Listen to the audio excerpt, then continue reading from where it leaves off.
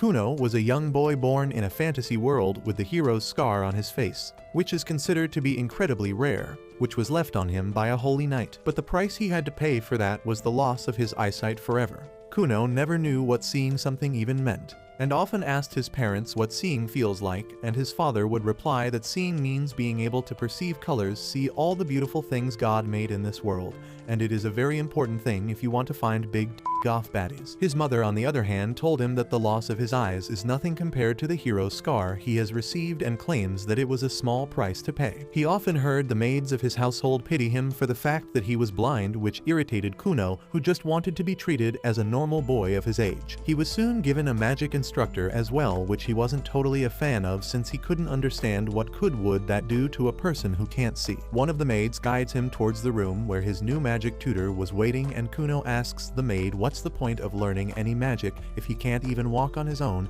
and needs someone to handhold him at all times. The maid understands his frustration and tells him that he was born with the water crest on his forehead, which means that he has a great deal of magical affinity, especially to water magic. And if he learns the magic, he can do wonders for the world and himself. Kuno doesn't really agree with that, but decides not to argue as the maid opens the door where his new tutor, Jen, was waiting for him. The blue-haired nerd baddie greets Kuno warmly and introduces herself before starting with their first lesson. The lesson turns out to be a pretty easy one for Kuno, who immediately manages to get his staff wet with a simple spell. Jen praises him for his talents while Kuno asks what he did with the magic. Jen explains that he just used a simple magic spell, which produced a blob of water the size of an eyeball. A sudden realization hits Kuno as he grabs his eyes, which scares Jen, who thinks that Kuno is one of those woke snowflakes who can't take a joke and love getting offended. But he suddenly exclaims that if he can make water blobs the size of an eyeball, then he can also create his own set of eyes. How he connected those two things is a mystery to me, but can't argue with anime logic. Some time passes by, and now Kuno isn't as emo as he was before and has started to enjoy feeling for different things and getting intrigued by all the different sorts of food and the different scents in the room. He starts chowing down on lettuce, but has no idea what he is chewing on. But the maid happily tells him everything about it, and claims that she has been feeling so much better as making food is much more rewarding than before. She starts rubbing some blueberries on his face as he tries to understand the sense of everything. But soon his teacher comes by to tutor him, so he is forced to leave. His tutor Flora is a total mommy and asks what he wants to study today. Kuno replies that he wants to read about history today and wants to read about the story of the Holy Knight Hugh. Flora is a little surprised as the only reason he is blind is because of that Holy Knight, but the maid gives her the go-ahead. Flora turns to Kuno and tells him to let her know if he feels overwhelmed or uncomfortable at any points. Kuno tells her not to worry as he wants to learn anything and everything he can learn. Soon he gets to learn about the history of his own world and how there was a fight between the demons and the humans, and it was going very badly for the humans. Thankfully, a hero emerged from the side of humanity named Hugh the Holy Knight, who finally managed to bring an end to the tyranny of the Demon King and brought peace on Earth once again. Hugh was cursed by the Demon King though, and ever since that day every generation in his bloodline randomly gets born with something missing. Some are born without a leg, some without their teeth, and some are born without their eyes. Ever since that day, humans have been calling the disabled people of his bloodline as the reincarnations of the hero himself, as they have the scar of the hero. Kuno doesn't particularly subscribe to this ideology, though, as he believes that he is more than just the reincarnation of Hugh. He is his own person, and the magical abilities he has are his own, and not just loaned to him by some hero who is long dead. He practices his magical skills every single day and keeps getting better at it, hoping to one day create his own personal set of eyes, which he got cheated on. This all comes at a price though, as practicing so much takes a lot of mana and stamina. He falls to the ground while his maid carries him back inside. He gets up exasperated that at this rate it will take forever for him to get his own set of eyes if he doesn't increase his stamina soon. The maid tells him that he is still only 7 years old and needs to bulk up if he wants to get strong. Kuno replies that they have to find a different way since he has been passing out just by using the most basic spells, which should be completely out of question. His maid Aiko tells him that maybe they can put him on some gear just like Sam Sulek, and maybe with some sword training, he will be soon strong enough to cast as many magic spells as he wants. Kuno agrees with that, and Aiko immediately heads out to find a good swordmaster for him to train with. The very next day, Aiko finds an old swordsmaster named Oru who starts training him. He gets through the basics on his first day, by which Jen also arrives, ready for the magic lessons. Jen is a little surprised at the hard work that he is putting in, whether he wants a break. but he immediately puts down the sword and get a wand, ready for the next lesson. Jen is not sure how much stamina he has remaining, so she decides to just check whether he has retained what they learned in the last lesson. Kuno immediately chants the spell, but instead of producing just one water ball, he ends up producing like 10 perfectly clear water balls. Jen is surprised, wondering how the hell did he master the spell so quickly, and realizes that this boy is definitely built different. That afternoon, Kuno gets a visitor from the royal capital who turns out to be the princess herself called Miri. Ever since the birth of Kuno, she was betrothed to him since Kuno belonged to a noble family and he bore the scar of the hero, which is a very big thing. She didn't particularly like him though, since the last time when she came to visit him he was always being a mo, not playing any games with her. Ever since that day she started dreading the fact that she might have to live with a broody mofo for the rest of her life. To her surprise, when she saw him this time, he looked like a completely different person, as he smiled warmly at her, welcoming her to his mansion. She immediately asks whether something happened as he looks different today, and he replies that he has fallen in love with magic and found a new purpose in his life. He then apologizes for not paying proper attention whenever they met before this and claims that he has a lot to tell her about the new developments, and immediately produces a water ball in front of her. She immediately gets excited and impressed, but Kuno decides to riz her up and creates a rainbow with the help of his water ball, which turns out to be a total hit. He then takes her hand and shows her around the garden where they trade stories about their lives. And soon the sun starts setting, and she is forced to get back in her carriage and head back to the capital again. The very next day he tells Flora that he wants to learn all the mannerism of a gentleman so he can be a better partner to Miri, and even Flora is impressed at her thoughtfulness and starts teaching him all the courtesy that should come easy to a noble. After his lesson, Jen also arrives for her class and is shocked to see the change in Kuno's demeanor as he gives her a very formal greeting and thanks her for everything she has done till now. Jen decides to promote him from the basic spells and explains that now they can go ahead and learn about some more complex spells which would need him to think about all the different components of his spell. For example, you can change the viscosity, the color, the temperature amongst other things, and use it in a million different ways. She then produces 2 water balls in front of him and tells him to touch both of them. Those shapes are something he is already familiar with, so he immediately grabs them and realizes that one is warm and the other one is colder. Jen replies that alterations like these are what differentiates one magician from the other one. Kuno seems to understand the concept and produces a water ball, which then plops into the cup in front of him. He then tells Aiko to have a sip, which confuses her a little, but she doesn't question him and does as she was told. The moment she tastes the water, her expression changes, as she tells them that the water tastes like apple juice. Jen is absolutely smashed by this as she thinks about how it took her an entire sleepless night to come up with a new thing to teach him. So the least he can do is not master it immediately. That night, Kuno stays awake in his bed, holding a green and a red apple, thinking about how he can understand the taste and the scent of different things. But still he has no idea what a color is, until he manages to find a way to understand that he won't be able to create any finer alterations to his magic, let alone a set of magical eyeballs. The next day when he was sitting for breakfast, something changes inside him. He tells Aiko that he wants some milk tea without the milk, which is stupid. But Aiko doesn't want to make fun of a disabled person, so she asks him to get her some water. He produces a water ball in the air and sends it her way when suddenly he realizes that he has been able to feel different things all of her life. And what if those things are what everyone else calls colors? He picks a green apple and asks whether this apple is red. But Aiko simply thinks that he has gone insane and tells him that it's green and not red. Then he picks a different apple and asks whether that apple is red. Aiko replies that it is indeed red in color. That's when Kuno surprises her by claiming that the basket in front of him has 3 red and 2 green apples.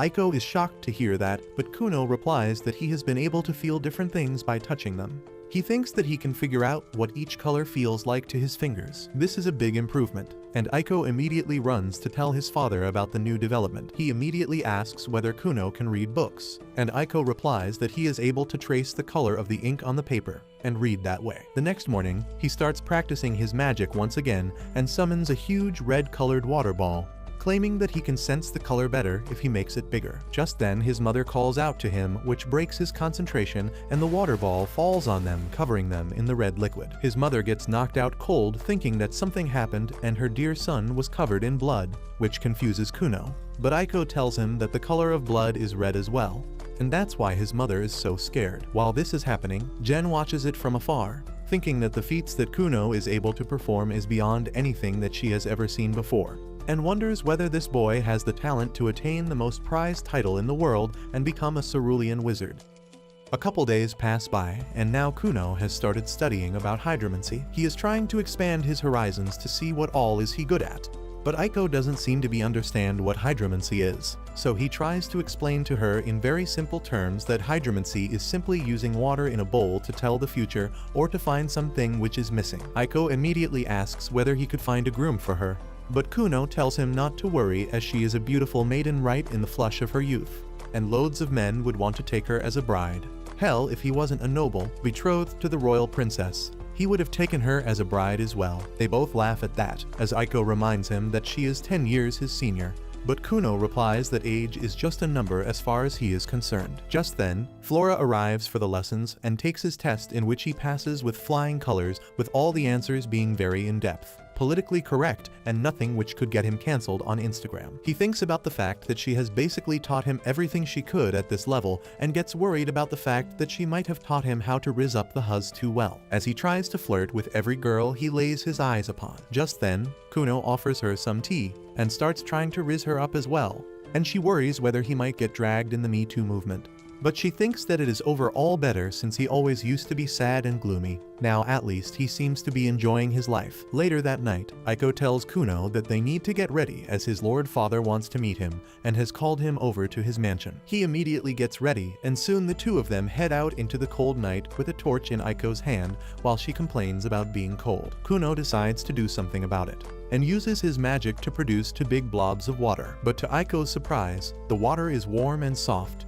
She pushes it against her face, claiming that she would love to sleep in a bed made with this, and Kuno tells her not to worry, as this is just a prototype and he is already getting ready for many more products. He then asks Aiko honestly whether he did something wrong in the past few days and whether his father is calling him because he is angry at him. He remembers the last event when he created the red water ball, which caused his mother to faint and his dad got mad at him. Aiko tells her not to worry as he has been doing everything perfectly, so there should be no reason for his dad to be upset at him. Soon they arrive at the mansion and quickly huddle inside for some warmth, when he gets greeted by the house butler and his older brother. Kuno is very happy to see his older brother, as he doesn't get to see him very often, but his brother tells him that they don't have a lot of time because their parents are waiting in the solar. The older brother leads them to the room, and on the way, he asks Kuno whether he would like to hold his hand as a guide. But Kuno tells him not to worry as now he is able to sense his environment a great deal better and shouldn't have much trouble maneuvering through it. His brother thinks about the time when Kuno would always stay in his emo state and he would always have to hold his hand to take him anywhere, even in the house. He is really surprised by the amount of change Kuno has gone through in such a small time and wishes him the best. Soon they knock at the solar and enter inside, when his father tells him that Miss Flora claims that she has taught everything she has to teach to a noble child, and for further education, a formal school would be necessary. Kuno replies that he doesn't really want to go to a school as he doesn't want to create problems for any classmates or teachers with his disability. Moreover, he claims that he has plans of his own and has decided what avenue he wants to follow, and it definitely doesn't involve a school. His father laughs at it. While my father would have whooped my ass if I said this. His father claims that he thinks that formal education is for normies as well, but since it is mandatory by law for anyone of noble descent, he had to ask the king for a favor and create an exception for Kuno. Kuno replies that he can smell the nepotism already, and his father tells him to shut the hell up and take what's given to him without trying to be too woke. With that, Kuno comes to the actual questions and starts asking about his pocket money, claiming that he deserves a raise considering that he has been working so hard. But just like a capitalist pig, his father declines, claiming that the next time he pulls any stunts like the garden blood incident, he is going to cut his pocket money for 6 straight months. His mother butts in to change the topic and brings the train back on the track. His father remembers why exactly he called Kuno here and tells him that while he agrees with his decision to drop out from the school, he also needs to think about his future with the Princess Miri. Since schooling is such an important part in the noble's upbringing, she might face ridicule about the fact that her husband-to-be is not even schooled properly. Surprisingly enough, Kuno understands all this and agrees to go to the school, claiming that it will be a hassle, but he can't let the princess be ridiculed because of him. His father tells him not to worry though, since with the power of nepotism and corruption, he has made it so that he only has to go to the school 5 times to give the final advanced level exams and pass it to graduate. That sounds like a win-win situation to Kuno, so he immediately agrees. His older brother tells him not to worry, and he won't be alone since both him and Princess Miri are going to attend the same exam as well, so all of them can graduate together. His mom gets really excited at the fact that her son will be attending the school soon and immediately calls in Aiko, as they will have to take a bunch of measurements for his coat and other pieces of clothing. Before he can go, his father calls Ikshyo back in and tells him that while Kuno is at the school, some other nobles who hate them might try to approach him and Princess Miri, and it will be his job to make sure that nothing goes wrong. Ikshyo tells him not to worry, as he will always be with them and make sure his younger brother is safe. The next time Princess Miri visits him, she is excited to know that he will be attending the school with her, and tells him not to worry as she will escort him around and show him everything. Kuno wonders out loud that other nobles who are in love with her might not like that and get jealous, but Miri tells him not to worry as that will not happen. Kuno asks whether she is not popular in her school then and is just another loner. But she tells him that she is obviously very popular on the account of her being a princess, and she knows of at least 5 boys eager to court her. Kuno thinks about the fact that these things can become problematic, so he decides to get a different magic staff for self-defense. Finally, the day of departure comes and Kuno gets ready alongside Ikshyo. But everyone is focused on Kuno as he looks dashing with his new cape and a new cane. He flashes a few poses before getting in the carriage and then uses his water magic to cover the wheels of the wagon with a thin layer of water to make it more stable and less bumpy. Ikshyo is pretty impressed by Kuno's ideas, while Kuno is just happy that his magical skills have some actual real-life uses, unlike a degree in gender studies or anthropology. His brother reminisces about the time when Kuno was still a gloomy emo kid and fell over because Ikshyo wasn't paying attention and then started crying like a little bitch. Kuno tells him not to worry, as he is not that person anymore and is strong enough that he can outlive all of humanity. Ikshyo starts getting a little worried, as his little snot of a brother is starting to talk more like a demon king than a hero's reincarnation.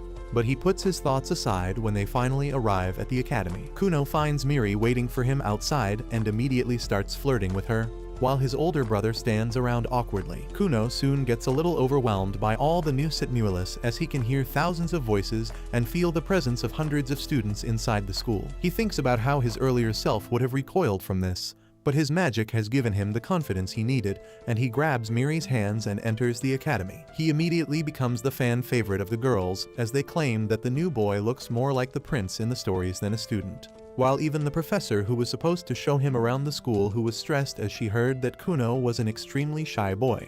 But the reality looks completely different. She calls out to him and introduces herself as Professor Cast, claiming that she is going to be his guide today. He thanks her for the help and bids farewell to his brother and Miri, who promised to have lunch together. While the professor was showing him around, he had no idea that he had already made a bunch of enemies of the bullies who used to rule the school and were the most popular before his arrival. Cass takes Kuno to a separate classroom and explains that he will be giving 5 exams for his graduation, and usually there is a gap between each exam. But since the school got direct orders from his father and the king himself to bunch his exams together, Kuno seriously replies that the king and his father are besties, and what they are doing is a clear case of nepotism which he doesn't support at all. Cass claims that she doesn't want to be dragged in any kind of political messes and pleads him to keep her out of his woke activism. She hands him the question paper and claims that he has 2 hours to finish the exam. After the exam was over, he meets up with Miri and heads down to get something to eat. Before he could reach the dining area though,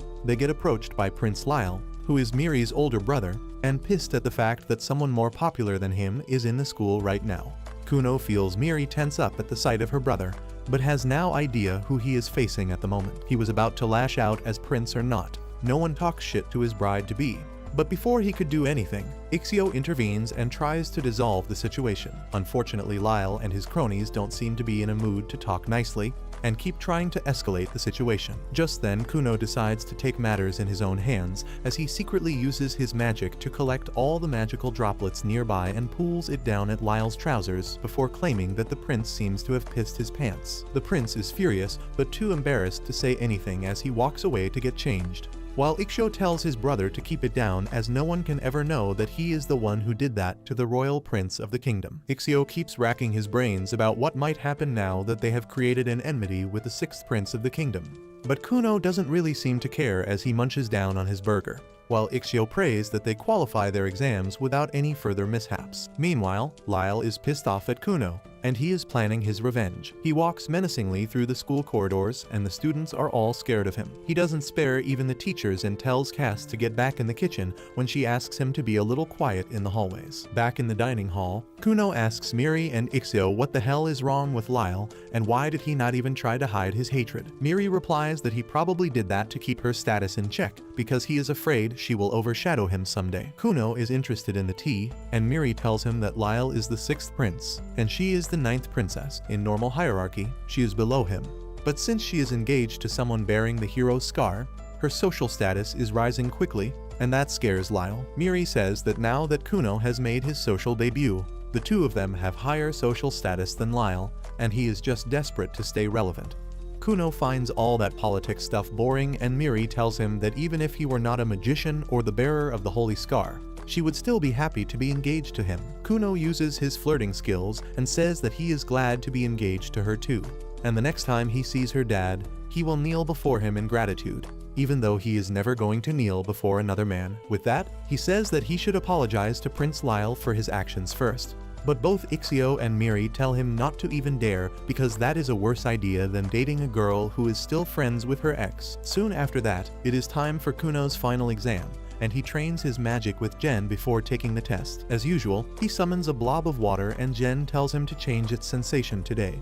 Kuno immediately uses his power to freeze the blob, and when Jen holds it, she says that it feels like an apple, which is not really possible, but nerd baddies are always right. She tells Kuno to touch a lot of things to understand how they feel, and then use them to alter his magic even further. Instead of using this chance to touch her, or some grass, Kuno goes and starts diddling a horse as soon as he reaches school. Ixio comes out and is taken aback on seeing his brother act so sus, but he decides to leave him to his methods. Just then, Miri comes running to welcome them, and Kuno acts extra dramatic, saying that since it is the last day he is going to meet her at school, he feels like the world is ending for him. After that, he goes inside where Cass tells him that he will be taking the final exam with the rest of the students.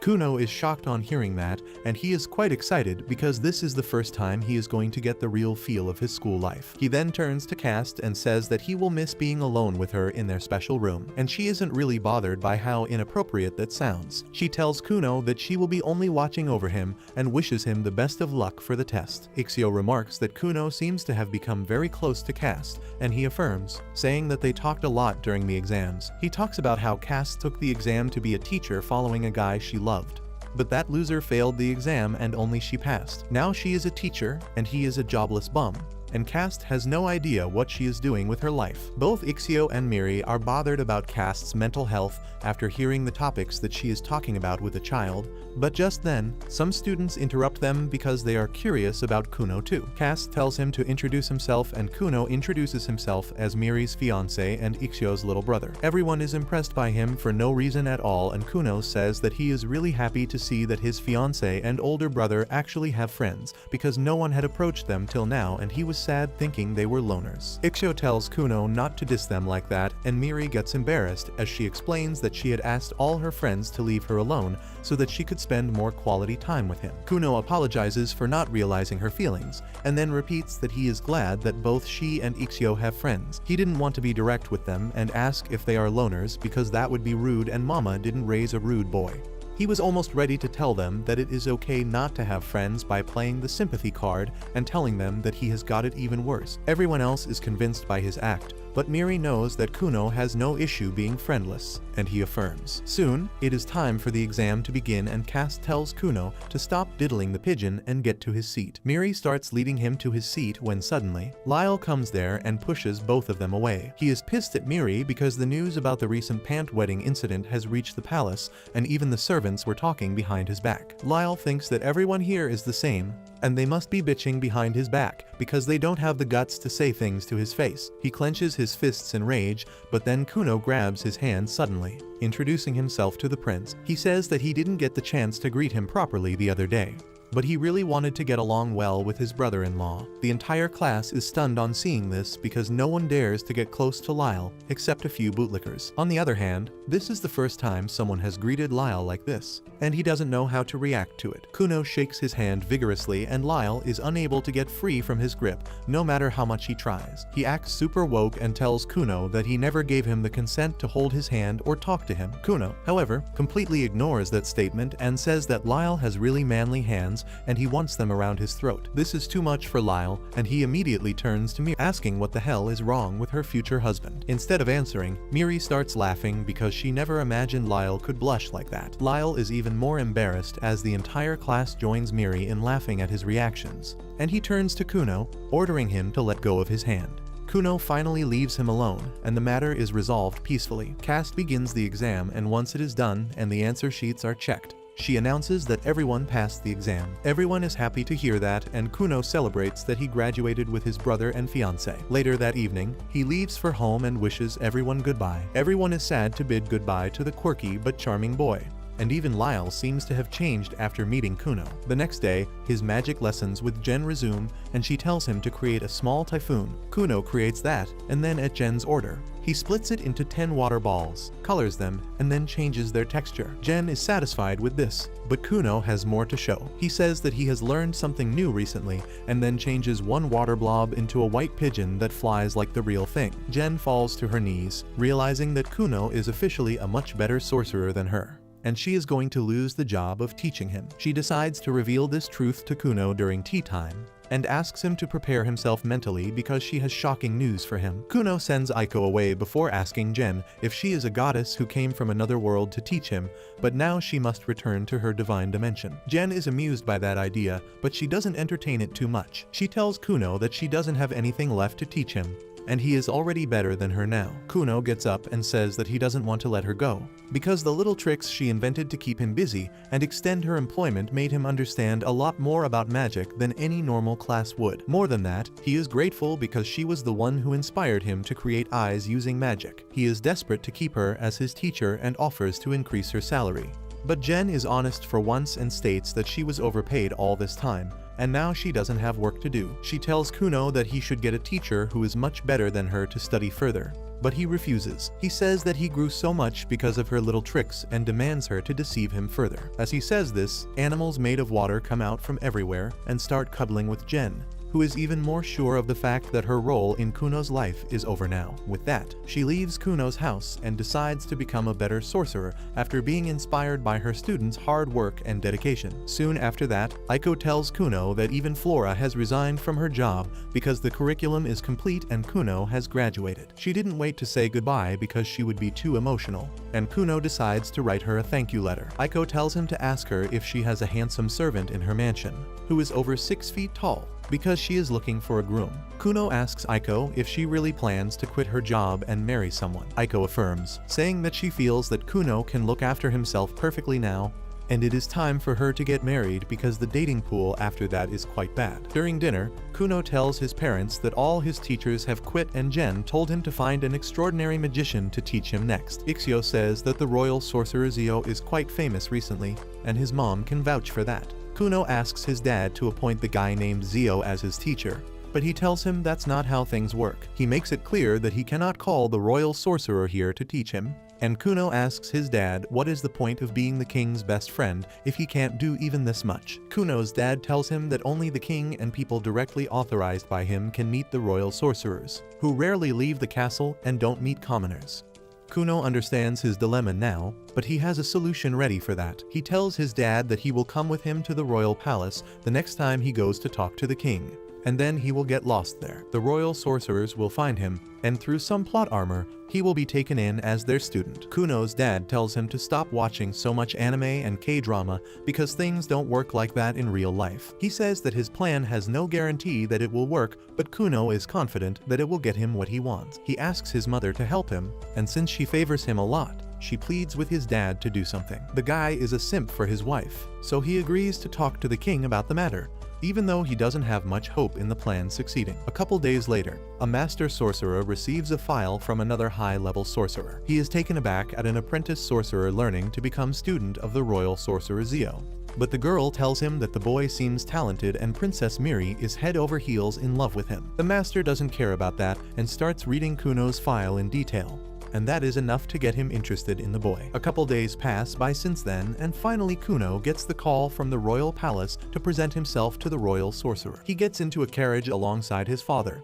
who looks pretty happy about the way things turned out. Kuno claims that the friendship between the king and his father must run pretty deep if he got ready for a demand such as his. But his father replies that the real reason why they are getting an opportunity to meet up with the royal sorcerer is because the head sorcerer of the court took a deep interest in Kuno and his abilities and wanted to meet with him as well. His father then asks what kind of magic he is able to do at this point, and Kuno immediately chants a spell and creates a small ball of water which quickly converts into a black cat and sits down on his lap. His father is amazed by this, claiming that he can't believe that something like this could even be achieved by magic, and starts touching the little kitty. He is surprised that the cat doesn't even feel like magic or like water. It just feels like any other random cat that he would catch on the street. Kuno tells him that he has only recently mastered the looks of the animal, since before that he was only managing to create animals which were completely transparent.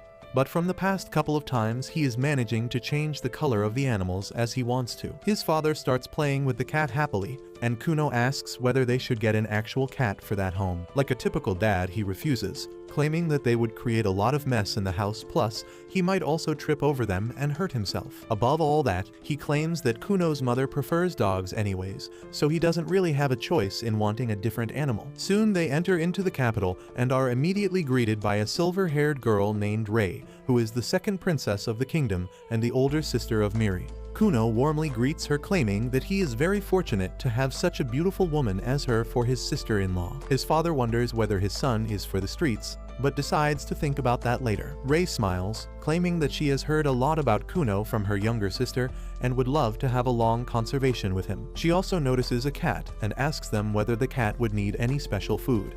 But the moment Kuno's father places the cat back on the ground, Kuno stops his spell, and the cat once again nothing more than a puddle of water. Rei realizes that Kuno seems to be much more skilled than she earlier thought. While his father is sad about the fact that he didn't get to name the cat, Rei offers to take Kuno up to the Black Tower.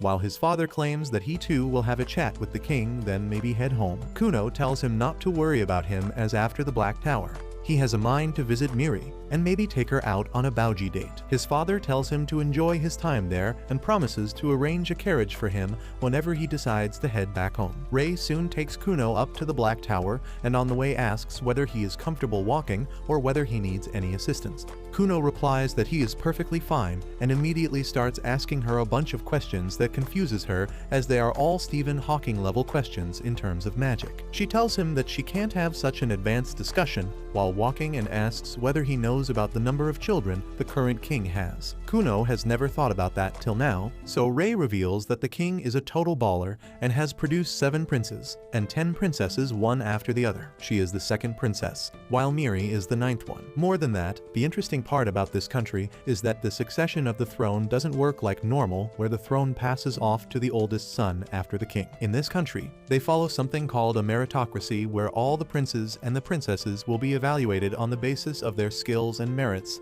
which can vary based on their talents and the level of devotion they show to a particular art. This means that even the youngest prince or princess has an equal opportunity to win the throne regardless of their age. She further tells him that she herself has already relinquished her right to the throne in this succession by choosing to become a mage instead, and is now working to hone her skills as one of the best wizards in the country. While he was passing through the hallway, a sudden feeling draws him towards the window, where he aimlessly looks in the direction of a dark tower from which he could feel all kind of different magical beings. Soon Raisha tells him something very important, as she thinks that there is a small possibility that he might get dragged pointlessly in the fight for the succession. She tells him not to affiliate himself with any factions until he is sure about his decision, and also tells him never to speak something which could be used against him to make him look bad. In return for such valuable insights, Kuno decides to return the favor by showing her his special magic technique, where he freezes a thin layer of water beneath his shoes, creating a thin layer of ice which could help them basically ice skate. She loves the idea and immediately tells him to let her try it once. Kuno quickly uses the magic on her as well,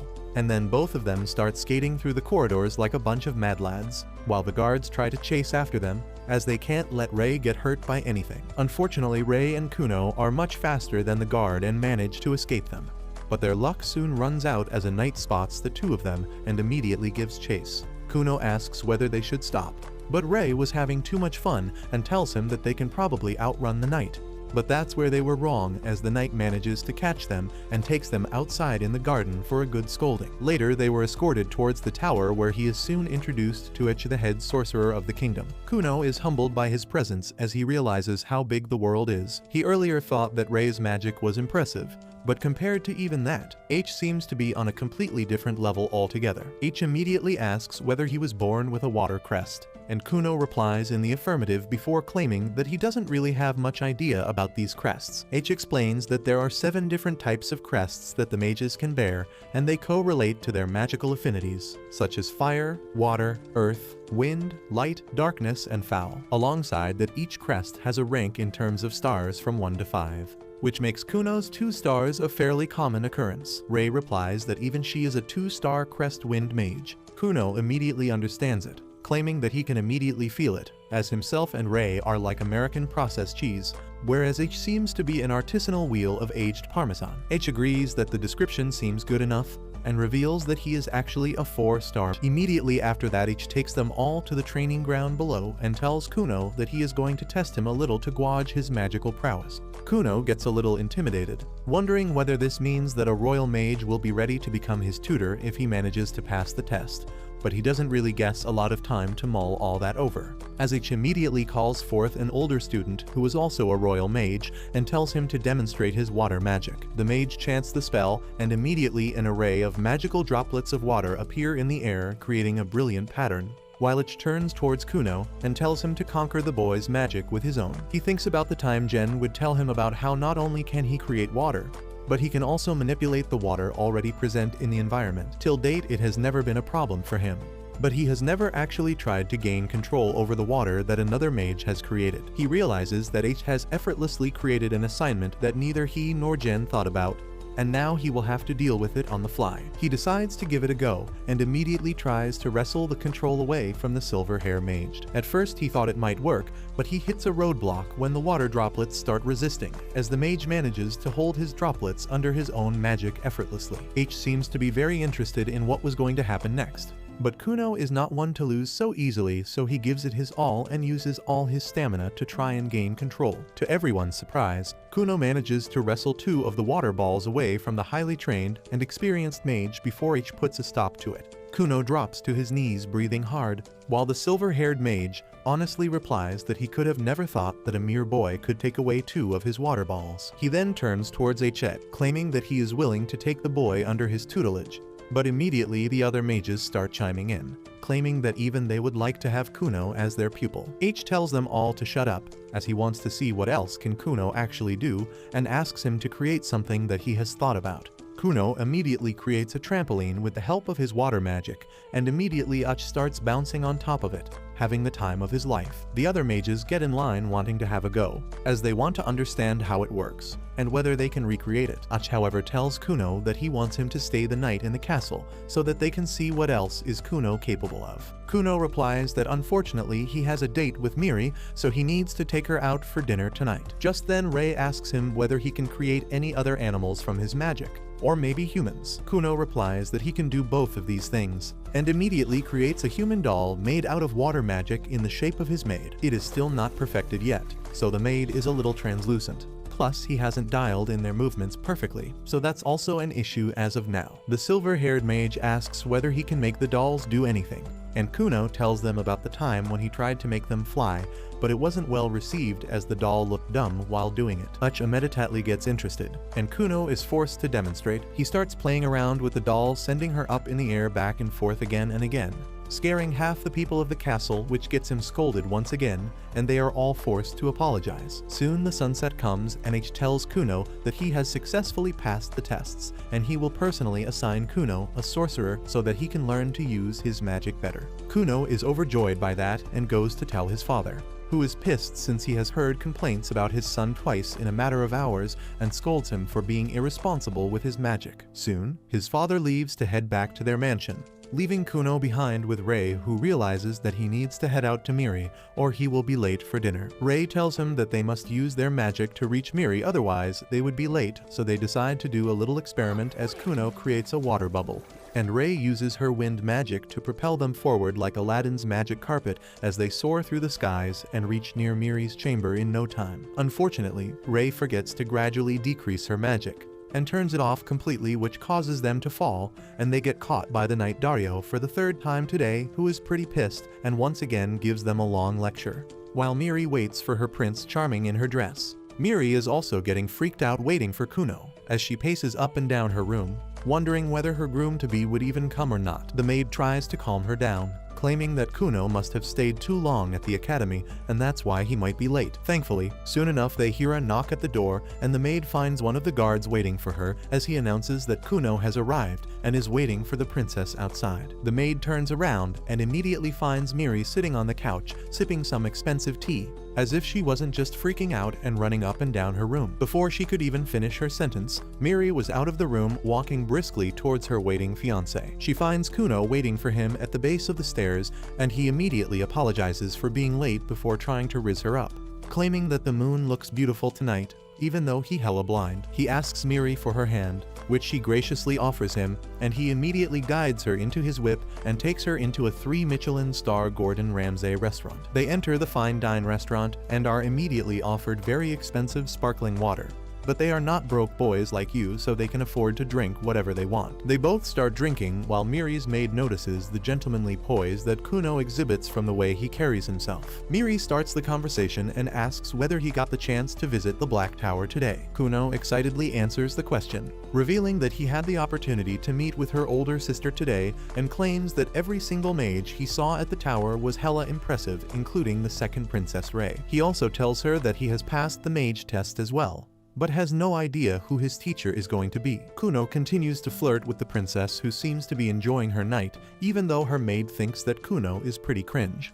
But young love and all, so whatever. Once done with their dinner, Kuno catches Miri by surprise, as he grabs her arm and tells her that even though right now, having these dinners once in a long while is the best he could do, when they get married, every single night would look like this. This catches even the maid by surprise, who has watched too many book talk reels and thinks that Kuno is no so cringe after all. Miri manages to control her emotions at that time, being all elegant, but the moment she reaches back to her room, she starts giggling like a little girl out of joy while thinking about all the things that Kuno promised her. A couple days pass by and Kuno returns back to his mansion and sits in his study, writing down a report when he gets called out by Aiko, who was washing some clothes and asks if Kuno could help her. Kuno immediately uses a variation of his water magic and immediately creates a bunch of bubbly water that easily sweeps away any dirt and grime.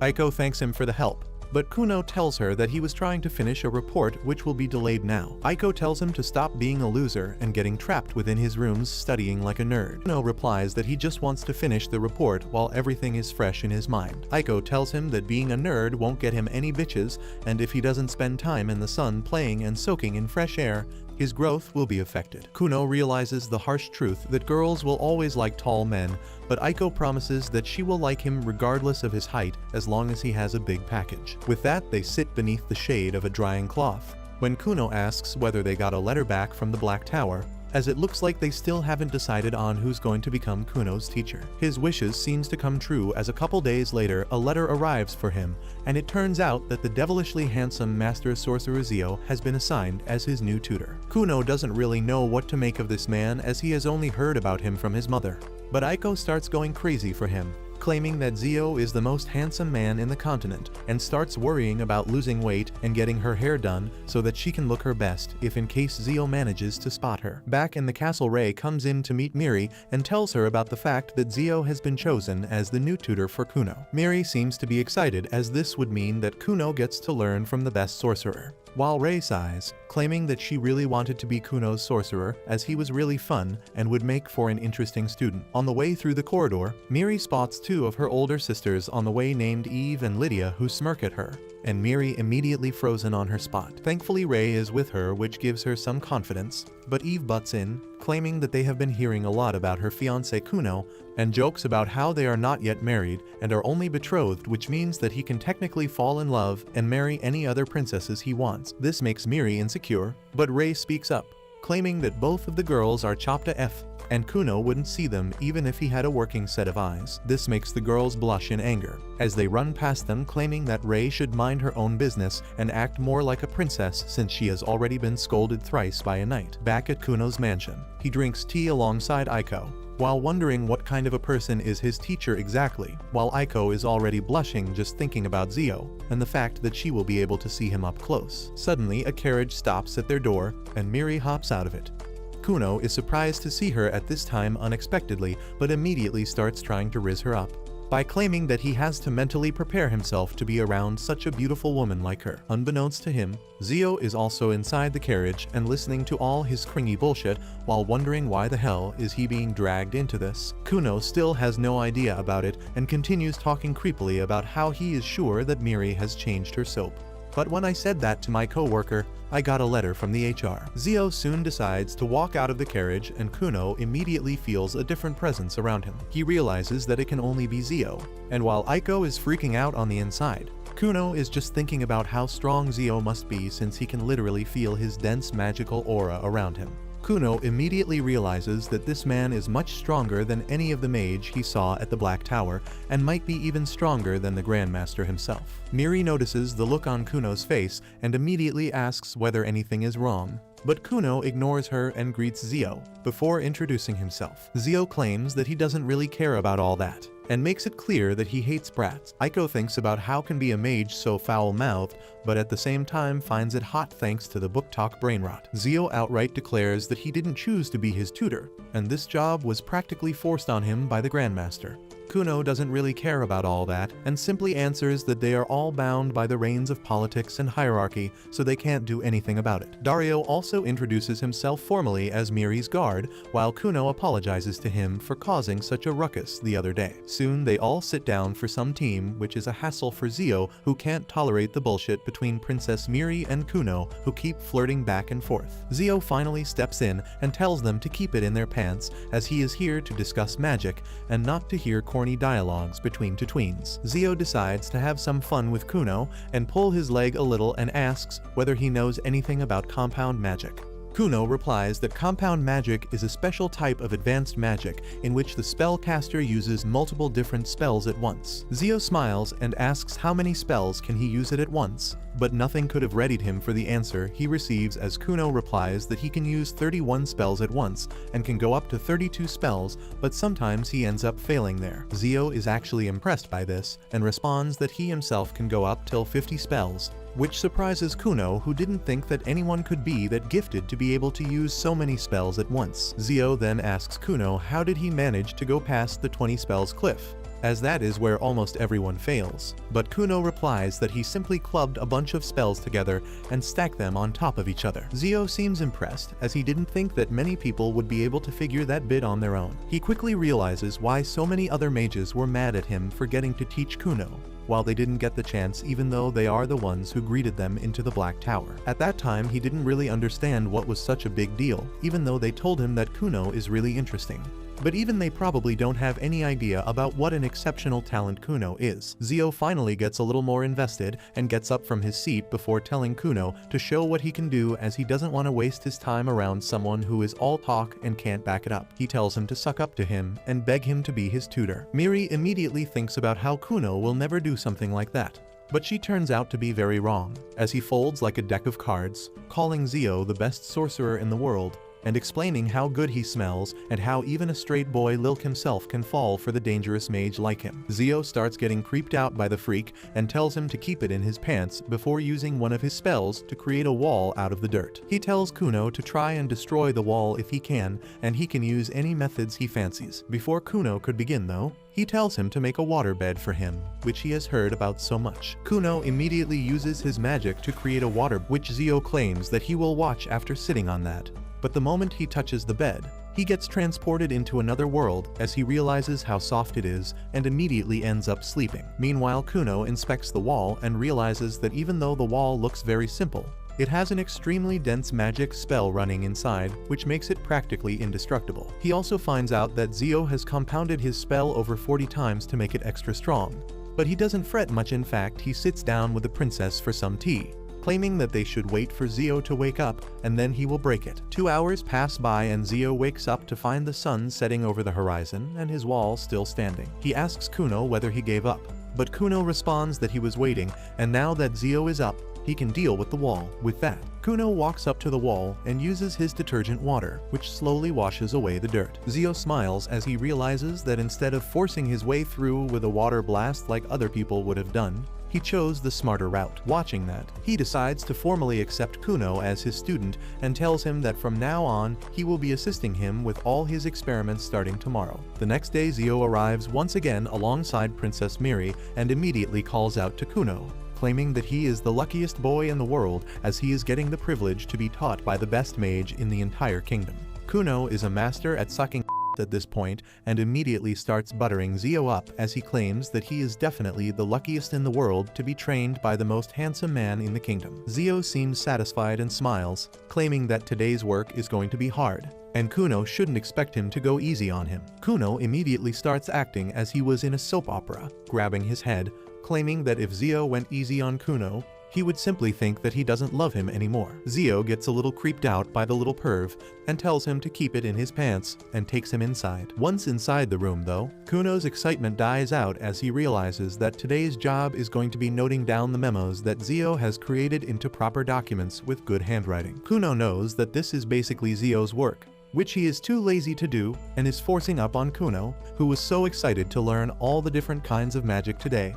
But alas, he doesn't have any options and agrees to do the work. Zio turns towards the rest of the crew and tells them all to piss off, as the documents here are national secrets which can't be read by anyone apart from him. Kuno apologizes to Miri and promises to complete the work soon and come back to her. Miri smiles and leaves the room alongside the others, after when Zio turns towards Kuno and tells him to create the waterbed that he made yesterday. Kuno immediately uses his magic and creates a comfy and warm waterbed. Without a single word, Zio pops on top of it and goes into deep sleep. Kuno lets out a sigh and gets down to his work, while Miri takes Aiko aside in the gazebo outside and tells her that she is trying to learn how to fight with a sword from the past couple of days, but tells her not to reveal this information to Kuno yet.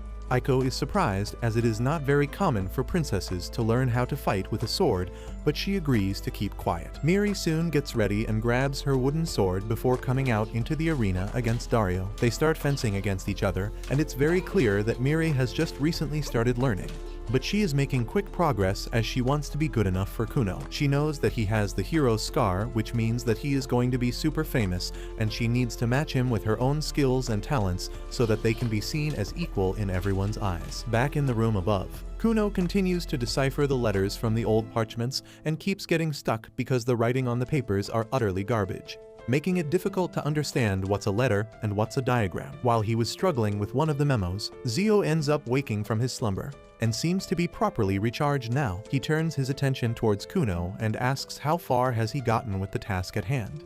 Kuno responds that he is nearly halfway done, but instead of praising him, Zio starts talking smack, claiming that even a blind person could work quicker than him. Kuno slaps back by claiming that anyone could turn blind if they try reading his handwriting. He claims that even an earthworm wrapped in mud and smeared across a paper would look better than his handwriting. Zio tells him not to compare his masterful work to a lowly earthworm, but Kuno simply tells him that he is definitely going to send him an invoice for all the work he is making him do. Zio tells him not to get too smart as he is being trained even at this moment. Kuno looks surprised, but Zio tells him that what they can read from a book retains as information in their brain, which they forget sooner or later, but the things that their brain tries to interpret, then their hands note down, gets stuck in the deeper parts of their mind, and gets engraved as knowledge which is not easy to forget. Kuno finally understands the reason for the wax on wax off and thanks him for the training. Soon enough evening comes and Zio gets ready to leave once again. He tells Kuno to finish up all the remaining work by the time he comes next. But before he could leave, Kuno stops him and asks what was the weird diagram-looking things on one of the memos which looked like a spell. Zio thinks about it, but realizes that it would be easier to show than to explain, so he tells him to visit him in the capital next time, and he will show it to him.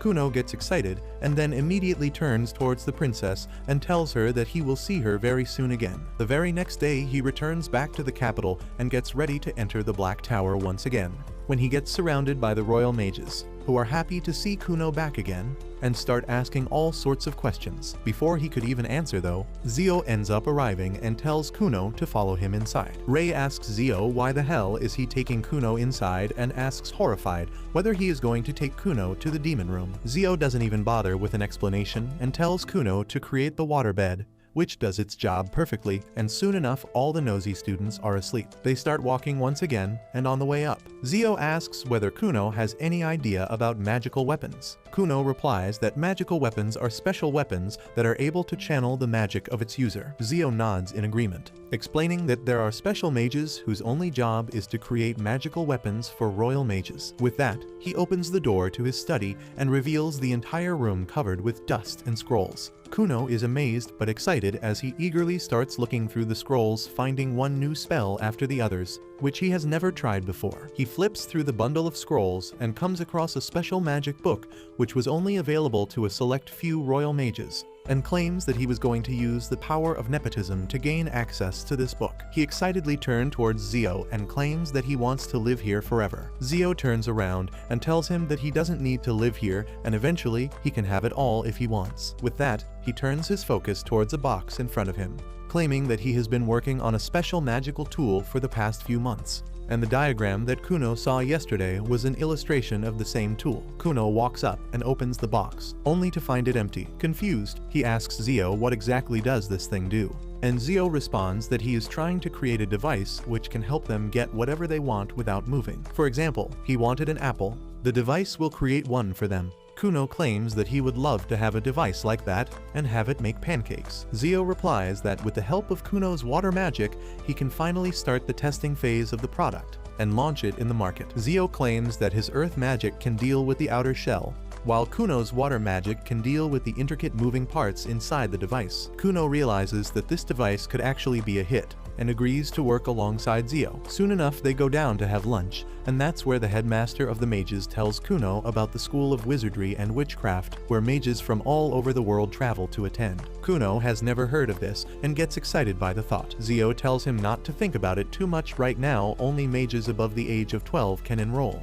But right now Kuno is only 10, so he can't do anything. 2 years pass by since that day, and finally Zio decides to test Kuno about everything that he has learnt over the past 2 years. They take their positions in front of Miri and the others, and Kuno gets ready with his water magic to defend whatever Zio has in mind to throw at him. Zio smiles and creates a bunch of spikes from his earth magic and shoots it at Kuno, who is forced to use compound magic to create a bunch of water drops which soak in the damage and return as a tsunami towards Zio, breaking right at his feet. Zio smiles, claiming that he has passed the test, and Kuno is overjoyed to hear it. Following that, they enter back into the house, where Aiko brings out a magic pot which creates a fresh pie, just with the help of magic. Miri tastes it and claims that it tastes fresh out of the oven, and even Kuno claims that their product has been a hit in the market, but complains that he hasn't seen a single penny for himself and all the cash flow has been going into Zio's pocket. Later in the study, Miri looks around the room claiming that Kuno and Zio have already collaborated in over 5 successful magic devices. Kuno claims that another one is in the making,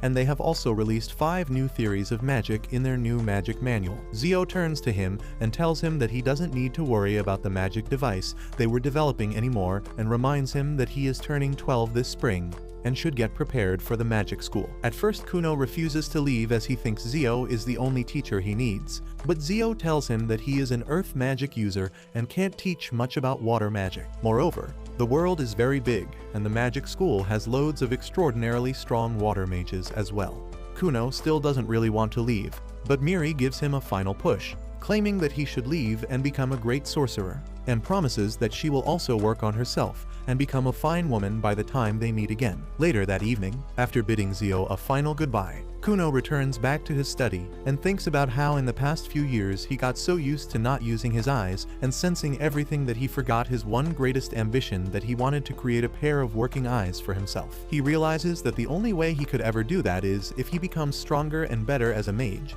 and that can only happen if he gets tutored by a true water mage. Several days pass by as as he gets dragged by an obsession to find a way to properly create a working set of eyes. And after several trials and errors, one fine morning, he finally gets it. He realizes that he has been trying too hard and thinking of complex things, whereas the answer is very simple. He just needs to create a mirror which can reflect the world and transmit it to his brain so he can understand what he is seeing. With that in his mind, he immediately gets down to work, and soon enough, he opens his eyes for the first time in his life and sees the view in front of him. Tears fall out of his eyes, and that too is a first for him. He walks around the room looking at books and finally at a window to see what he looks like in the reflection when he suddenly sees a giant insect monster standing behind him. To his surprise, the crab simply stands there unmoving. And a little while later, Kuno realizes that this thing is not really a threat to him. He turns back to his invention and uses his magic to create a mirror in front of him. Ever since he decided to learn magic, he took a vow that after he is done creating a new set of eyes for himself,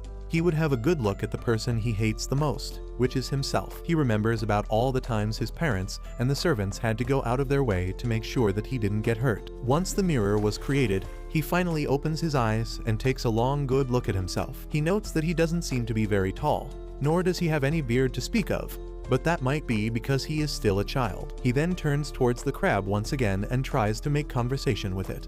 But the crab is just as mute as it was before, blankly staring ahead while not moving a single muscle in its body. Kuno calls Aiko, who arrives without wasting a single second. But she doesn't give the crab a single look and continues talking to Kuno, asking whether he wanted something. Suddenly, she notices a weird magical ball floating near him and the fact that his eyes are open instead of closed. She immediately asks out of joy whether he managed to successfully create a working set of eyes. Kuno smiles and nods, to which Aiko flings himself over him, congratulating him on his success, but in the process throws the magical ball up in the air, which causes Kuno a lot of dizziness. She claims that they must tell his father immediately and tells him that she is going to cook a feast today in his honor. Kuno looks back at the crab again, who stares at him blankly, while Kuno wonders whether he should just ask Aiko to cook it and serve it for dinner. He then returns his gaze towards Aiko once again and notices that she seems to have a horn on her head. He asks her seriously whether she has a horn on her head, but Aiko jokingly replies that she only has a horn on her head when she is angry,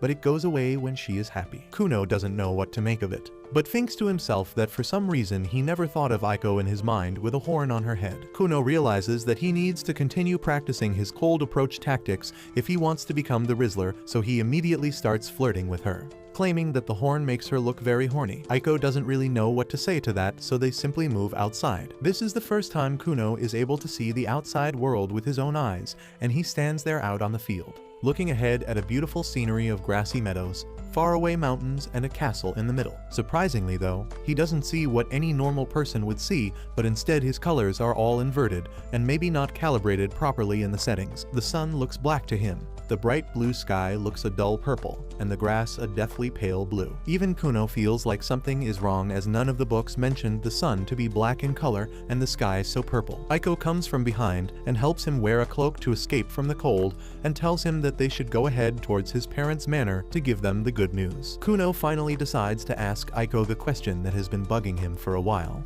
and asks whether she can see the giant crab standing behind him. Aiko thinks that Kuno is just creating some fantasy stories and tells him to make her really cool in the story. Kuno realizes that it's pretty useless to talk to this woman, so they continue walking through the meadows with the crab towards his father's manor. He knows that the experiment was a massive success, as he can see everything now.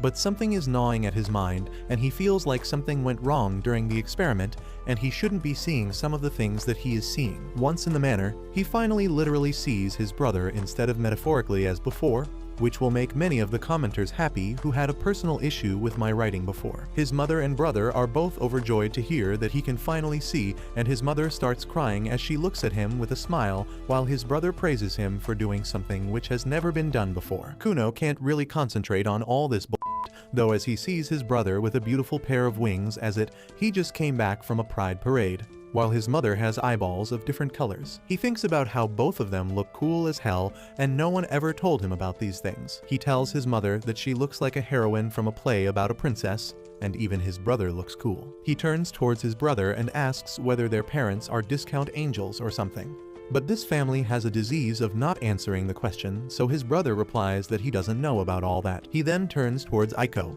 asking whether people in this world can have wings, but Aiko acts like an English teacher trying to forcefully find a meaning to something like 6-7, and tells Kuno that everyone is born with wings when they are born, and Kuno himself has just finally spread out his wings by reaching his fullest potential. He soon realizes that he is surrounded by idiots and decides that things like the crab, the horn, the eyes, and the feathers are immaterial, and only he can see them, which means that something is wrong. Suddenly, he hears his father running towards the room, and he wonders what his father would look like, but to his annoyance, his father looks like a contestant on Nickelodeon after a green slime bath. His father happily congratulates him on his achievement and claims that he will send a letter to the capital immediately about Kuno's success. Soon they all leave the room, leaving only Kuno and his brother behind. So Kuno thinks that now he can finally ask some questions and asks whether his father is usually a slimeball. His brother immediately tells him to shut his mouth, as his father would end up crying if he heard so much truth from his own son. Kuno sighs and just smiles,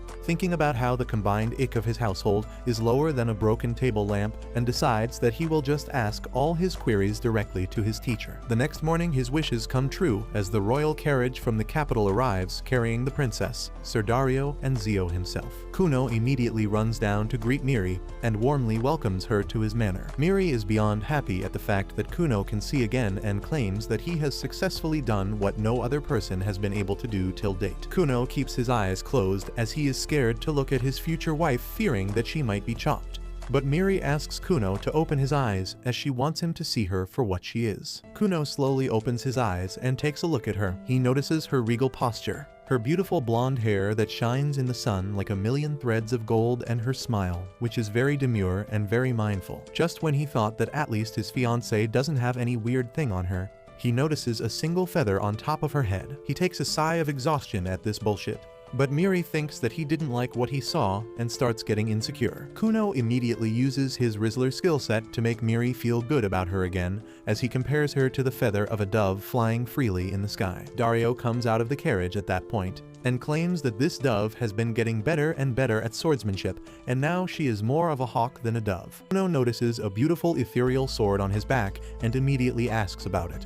But Dario thinks that he is talking about his usual sword and starts talking about the steel and how he saw it once and forged in fire. Kuno realizes that his ethereal sword is not real and his eyes are just playing tricks on him. Suddenly, he hears Zio's voice coming from behind and looks up at him, only to see a golden light emanating from him, so strong that nothing was visible in the glare. Kuno covers his eyes, asking whether he is the teacher, claiming that he can't see anything because of the brightness. Zio thinks that Kuno is just sweet-talking him and replies that he is always bright with a shining presence. Kuno doesn't know how to make these self-centered idiots realize what he is trying to say. He covers his eyes and tells Zio that he wants to discuss something alone and manages to get him in a room where he reveals everything he is able to see. Zio simply laughs at the absurdity of the situation, as he can't believe that Kuno sees Miri as a girl with a single quill on top of her head. Kuno tells him not to take his problems lightly, as he doesn't want to marry Miri while he has a crab always by his side and Miri has a quill on top of her head for absolutely no reason. Zio thinks about the problem that he is seeing the scenery in a different color than what he should see. Zio comes to the conclusion that there could be two possibilities, one being that he is able to see the shape of people's soul, which means that the crab is the representation of his own soul.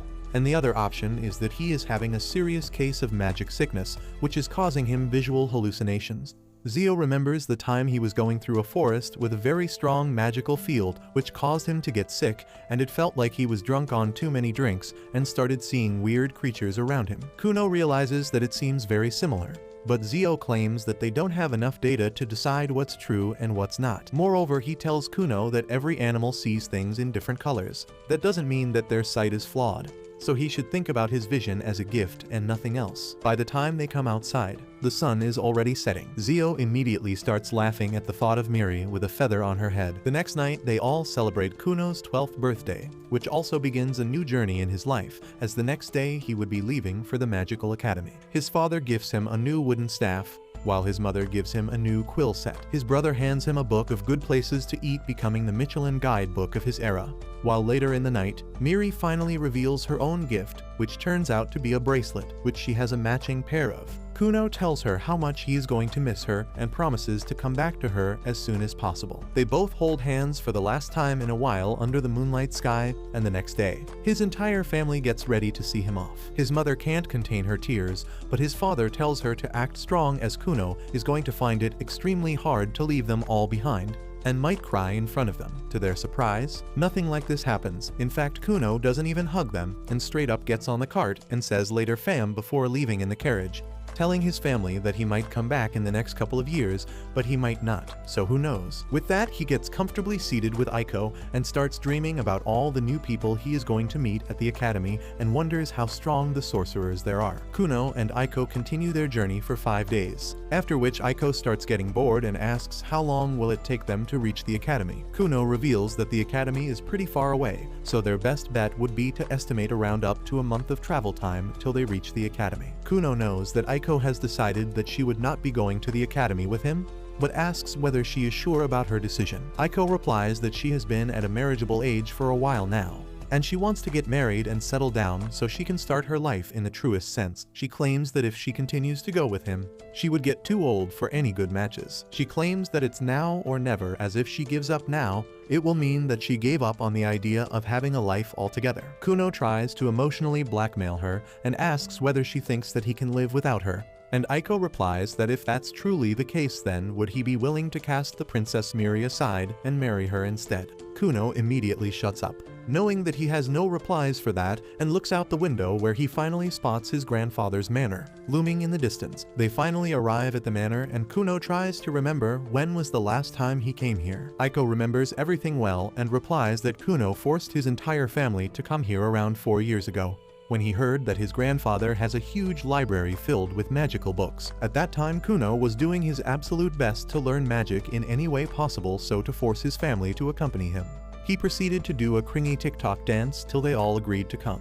Kuno smiles when the door behind him opens and his grandfather emerges happily with open arms, claiming that he missed him very dearly. Kuno returns with the same energy and rushes towards him, and they both start hugging each other. Kuno is still seeing things and sees his grandfather with a bunch of demonic horns on his head. His grandfather claims that on the occasion of him getting accepted in the magical academy, he will buy him anything that he wants as a gift. Aiko immediately tries to interrupt the old man and clears her throat before claiming that before he does anything, Kuno's mother wanted him to read the letter she sent him. Kuno's grandfather, however, doesn't seem to hear her at all, and continues asking Kuno whether he wanted jewels, and starts calling for a jeweler. Aiko interrupts him once again, telling him to read the letter from his daughter first, so he takes the letter back into his study. He takes out his reading glasses and gets immediately annoyed, as his daughter knew of his tendencies and has put a limit to how much money he can spend on Kuno, claiming that it shouldn't be more than $10,000. He is mad at that, claiming that $10,000 are nothing in this economy,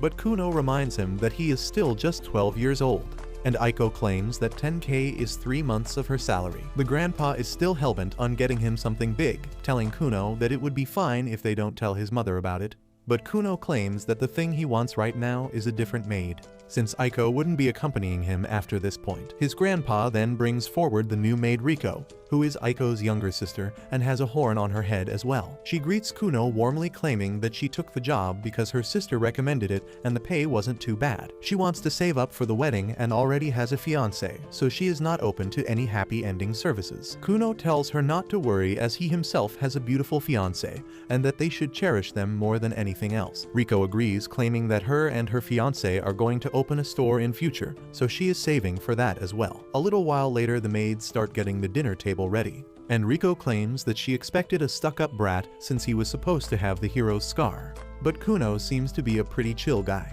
Aiko claims that Kuno mostly only care about his magic, and will oftentimes forget to even have a meal, so she should be ready with some sandwiches so that he can eat while working as well. This reminds Aiko of everything that she has gone through with him. When first Kuno's father hired her specifically for his weird son, she was a little confused, but soon she started to truly care about him and went through so many highs and lows together. She remembers the first time Kuno dressed up in his uniform to go to school, and the first time he was able to see her with his own eyes. This reminder makes her sad, and she turns towards Riko, telling her that Kuno is still a child regardless of his reputation, which means that he is highly trusting of others, so it is going to be her job to make sure he is kept away from harm's way in any form. Riko claims that Kuno has a charming personality and knows how to compliment a woman, which means that he would be the prime target for any and all girls in the academy. This means that there is a high possibility that he will end up becoming a womanizer. Aiko can't bear the thought of it and tells her sister to shut up, as Kuno is an angel,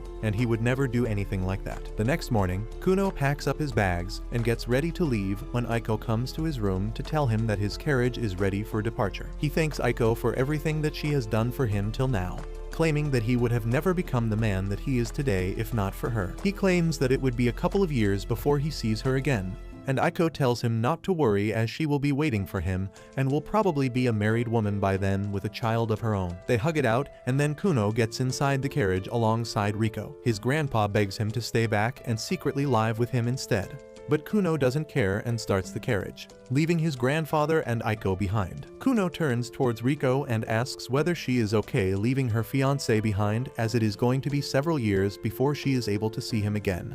But Riko claims that it shouldn't be an issue since she talked with him about it, and since it's for the business that they are planning to open, they need the money. Kuno asks about what kind of business are they planning to open, and Riko replies that they have decided on opening up a restaurant since she likes cooking anyways, and if in case their restaurant does badly, they might get featured on Kitchen Nightmares and get the opportunity of being called a donut by Gordon Ramsay himself. Day after day, they get closer to their destination when they finally enter the kingdom of Durashik, known for its magic. They start walking through the streets and Riko realizes that the entire town seems to be magic themed. While walking by one of the stores, Kuno notices a bunch of interesting looking magic books, so he enters inside to have a look. He is amazed to see the selection of books there, but Riko asks what's so cool about them, since his grandfather has a library with thousands of books. Kuno claims that he has already read all the books present in his grandfather's library, which were not a lot in terms of magic books. But this store is dedicated to only magical tomes,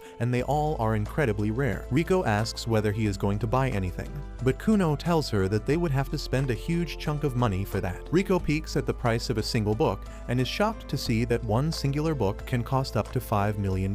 She claims that she won't be able to earn that much money in multiple lifetimes, and even a quarter of that money would be enough to open her store and multiple branches as well. Kuno laughs, claiming that these magical books are one of a kind. That's why it costs a fortune to buy a single one. Before they could leave though, a woman with glasses walks up to them and asks Kuno whether he is a magician and studies at the magical academy. Kuno smiles at her and replies that he is just an applicant as of now, but the woman seems very interested and asks him to show what kind of magic he can do. Kuno immediately decides to riz her up and creates a small cat with his magic, which is a complete hit as she immediately starts cuddling it, claiming that it's one of the cutest things that she has ever seen. Kuno asks whether she is a magician as well, but the woman replies that she was not gifted enough, but she loves magic, so she decided to work in this line. She also claims that Durashik is going to be intense this year, since the saint from the Holy Kingdom is also enrolling this year. She then pulls up a book, claiming that it's a first copy of the book by the most famous sorcerer Zio, and she is willing to give it to him at a great discount. Kuno, however, declines and leaves the shop alongside Riko. She asks why did he decline the deal since it was a bargain, but Kuno replies that the book was most probably the copy that he made himself when he was working with Zio. Later, they enter another store selling all kind of clothes. Riko starts trying on different things, while Kuno also felt all the fabric around him. He asks the storekeeper what kind of animal the fur was taken from, and the keeper tells him that this fur was from a dark fox. Kuno thinks about it for a moment, before creating a dark fox right in front of him. The keeper is shocked by this, as the animal feels exactly like the real deal, which confuses him.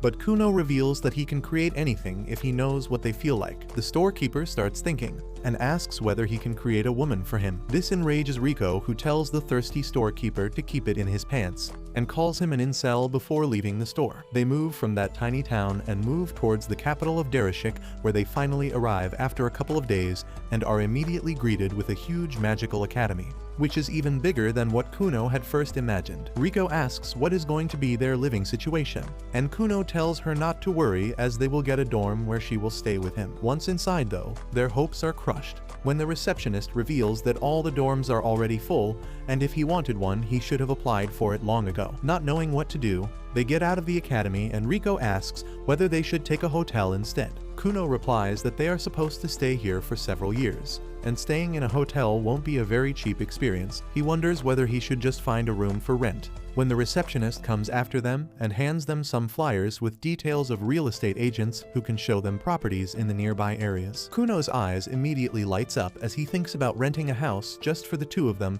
and living on their own, just like how he did back in his own country. That very day, they even managed to get a beautiful house close to the academy. The next morning, they go back to the academy for the entrance test, but the receptionist tells Rico that she can't go inside as only students and staff are allowed past this point. Rico tries to bribe her, but they are not in India, so it doesn't work. Rico waits outside, while the receptionist named Lou takes Kuno inside through a corridor and out onto a grassy field where he finds 3 other people already waiting for their assessment. But that's where this video ends. Remember to like and subscribe to the channel. Thanks for watching, and I'll see you next time.